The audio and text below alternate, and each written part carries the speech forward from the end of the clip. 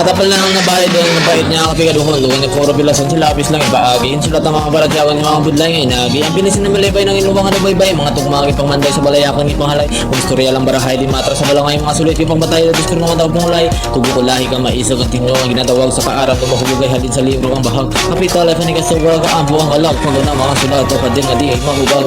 Parayakan mga dura ang dalawa halin sa wara. Litra ko ulong gabaha ang maigugin mabuba. Di man wala kabilib pero tigit na takilid. Di sa riglang sa bibig sa sulat sinalapin. Istorya sinulatay lapis di ko magarutay ang sinulatan sa balay di mo ugas sa sumugay para sa kami nga tribo ginatawagan di kinyo di basta-basta nga tao kay sa saga pangaribo pero gid ka mangilo ko hulag na sa insakto kung buhat man niya tao kapakapaya respeto o kung man mababtik ya sig pasadugan nga kapitik mga tugmang ina pawisig do bato ang kapag ipigit mga dura mo ginabalik ni igo ko ulo man itik pero tama na pag-aas kani sa amon dalawa mangaranon sa gugma tumandot magtuliba basta tukon na diyan sa saralang pamilya dugo nga maalwan tagipasuan ang bulawan handa ka tugruan kung ano ang masarangan sa panitikan niya kaaram may kasarangan pag-abot sa sulatan sa sarangan mandanan sa patitingan sipal nga tugmaan ang linukot niya sinulatan hindi itong matabunan kung tito man perpekto sarara dipikto sulat at estilo ay may epekto yan ang talino ng mga antikinan